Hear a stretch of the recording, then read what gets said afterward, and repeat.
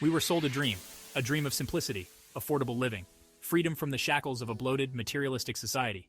Tiny homes were the answer. Less space, less stuff, less financial burden.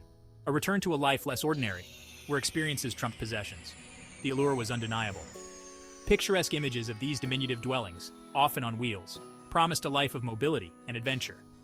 They were championed as the antidote to the excesses of modern life, a rejection of the McMansion ethos that had come to define the American dream. But somewhere along the way, the dream soured. The price tags on these affordable homes began to balloon, creeping steadily upward. The very notion of escaping the financial grind seemed to evaporate as the cost of a tiny home rivaled, and sometimes even surpassed, that of a traditional dwelling. How did this happen? How did the antithesis of conspicuous consumption become, well, conspicuous consumption? The answer, as with most things, lies in the confluence of economic realities, societal trends, and good old-fashioned greed. First, the materials. The very lumber, wiring, plumbing, and fixtures that go into constructing a home, however tiny, are subject to the whims of the market. The cost of raw materials has skyrocketed in recent years, driven by supply chain disruptions, increased demand, and plain old inflation. And let's not forget the finishes. The quaint, rustic aesthetic so often associated with tiny homes doesn't come cheap. Reclaimed wood, handcrafted details, and high-end appliances all add to the bottom line, often pushing the price well beyond what one might expect from a dwelling of such modest proportions. Then there's the land. While tiny homes may be small, they still need a place to sit, and land, as we know, is a finite resource. In desirable locations, where the allure of a simplified life is most potent, land prices are often exorbitant. Even finding a place to park a tiny home on wheels can be a challenge. Zoning regulations, homeowner association restrictions, and the general NIMBYism of many communities often make it difficult, if not impossible, to legally and affordably site a tiny dwelling.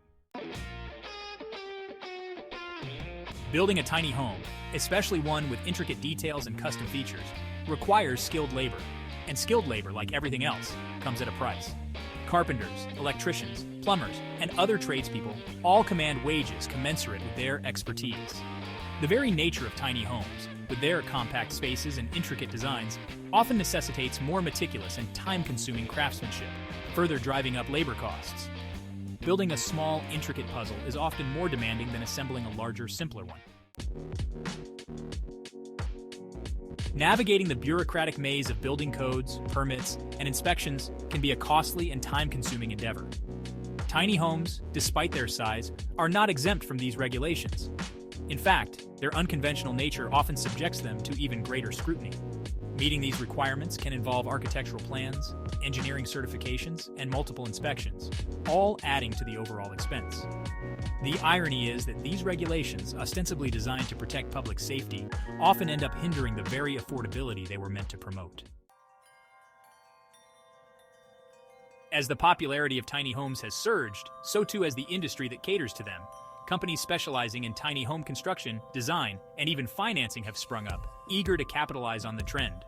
While some of these companies may genuinely champion the ideals of affordable living, others seem more interested in profiting from the cachet of the tiny home movement, marketing their products as aspirational lifestyle choices rather than practical housing solutions.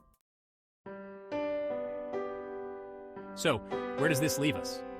The dream of affordable living through tiny homes seems to have become just that, a dream. The very forces that drove people to seek alternative housing solutions, rising housing costs, stagnant wages, and a desire for a simpler life have conspired to make those solutions increasingly unattainable. Perhaps the tiny home movement was never truly about affordability, but rather about a yearning for something different, a rejection of the excesses of modern life. But as with any trend that captures the public imagination, it has been co-opted by market forces, its original ideals diluted in a sea of rising costs and shifting priorities.